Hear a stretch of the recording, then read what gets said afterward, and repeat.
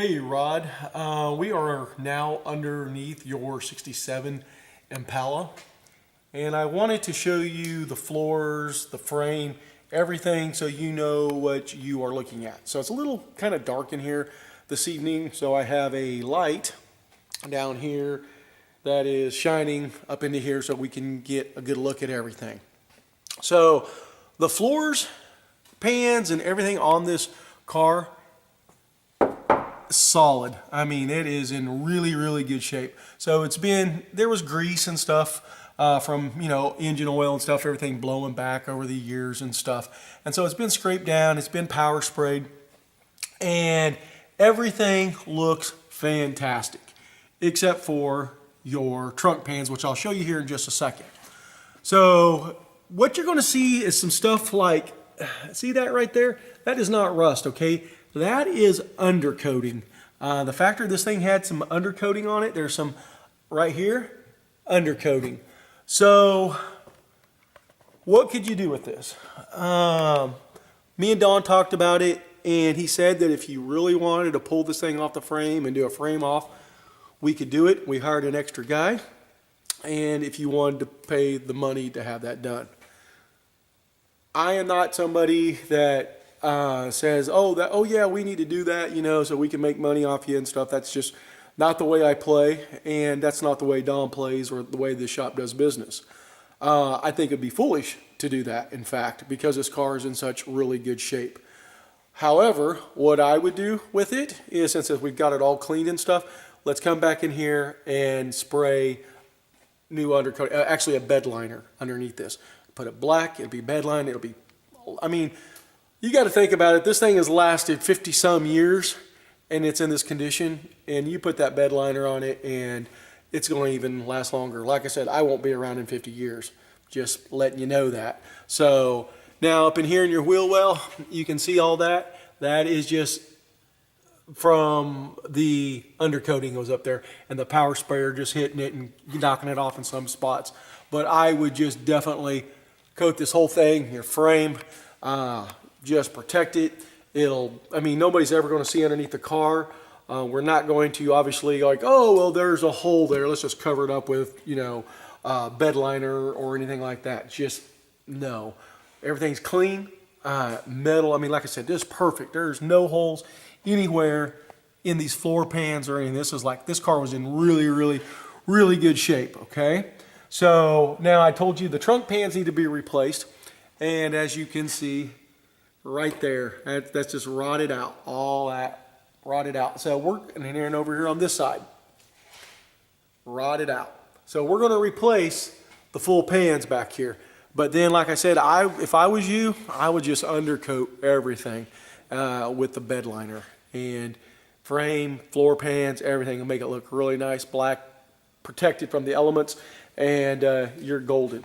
Like I said, if you want, we can pull it off the frame, put new body bushings and all that stuff on.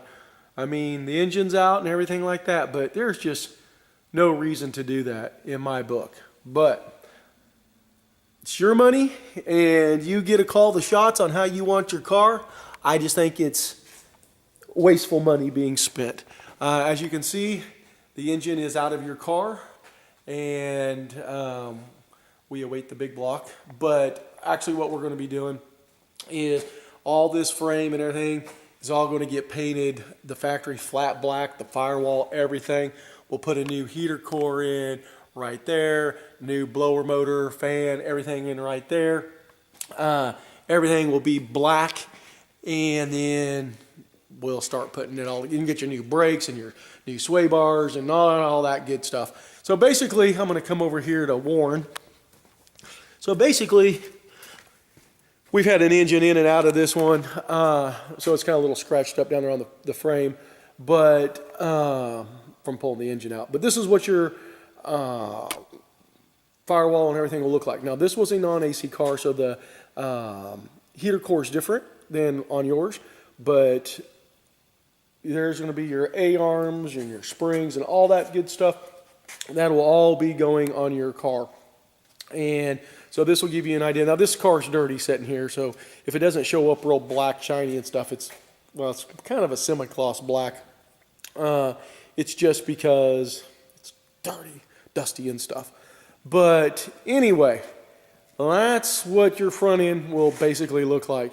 And then we'll shove your big block down in there, painted hot rod red, and da-da-da-da-da-da-da. So that will let you just kind of know. But yeah, there's your car setting up there on the lift. You kind of come back around. Hold on a second here.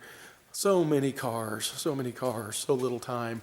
But so there she is, sitting up there with engine taken out, front suspension taken out, rear end's taken out.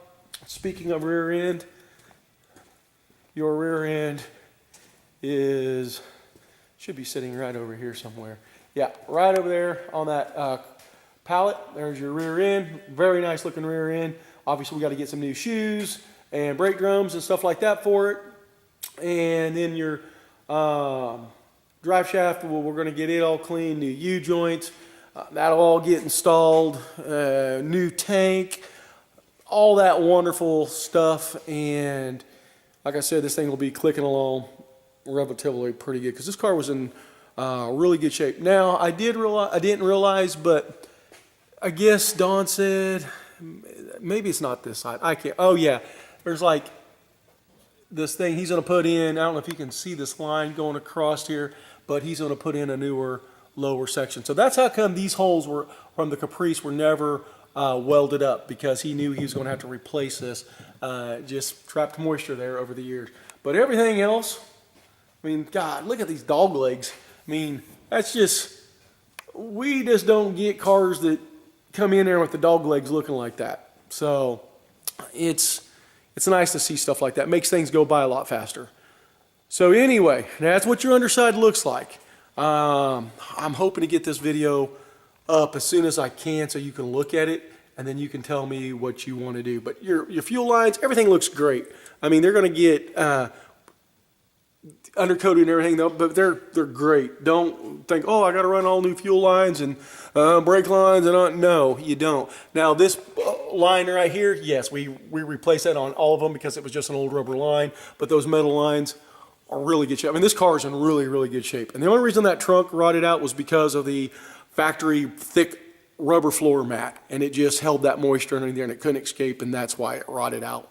So other than that, man, this car, I love it. Man, this was just a nice car. This was really a nice car. And so the guy really took care of it. And so that's what your baby looks like underneath. So hopefully I can get, my internet down here sucks. This weekend my wife was coming down here to see me instead of me going back up to the city where I normally download my videos because I got high-speed internet. And so I don't know if I'm going up to the city this weekend, but I'll try to download it so you can see it because I want you to see this, and then you can give me your answer. But man, I'm serious. It's just really nice and clean underneath there. I would just put a nice, good black undercoating on it and call it that. There's no reason. But your money, if you want to spend it, you want to get crazy. I always say, if you got the money, honey, I've got the time. So we've got the time now because we've got another guy helping us out in the shop, and it's actually one of Don's nephews. So anyway, brother, there you go. That's straight from the horse's mouth and what I believe on this car. And you know me, when it comes to my cars, I like to be very anal and thorough and everything. And there's just nothing on this thing besides that rear trunk pan that makes me go, yeah, we should probably do this. If something was rotted out like the frame and we had to take it off and switch out, I'd be like, yeah, okay, we're there. But to paint this would be stupid. There's already, like I said, there's already undercoating on it. It's just old undercoating, 50-some years old. Let's put a fresh new batch of undercoating on it. We'll put new plugs here in your floors. And I mean, everything will be look like it did rolled out of the factory. You know, I mean, it had undercoating on it from the factory and stuff. So unfortunately, just over the years, some of this stuff has come off. But there you go. I look forward to talking to you on it. Every time I talk to you, I just, you make me laugh, brother, because you're like, oh, let's just do this, and you like throwing money at it. And normally I'm not in that position.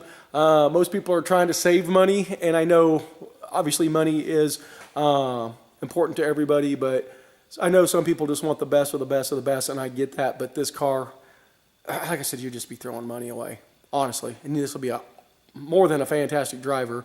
And this car is going to outlive you. It's going to outlive your kids, and it's probably outlive your kids' kids before it ever needs any more work done to it. So, and maybe even their children's children.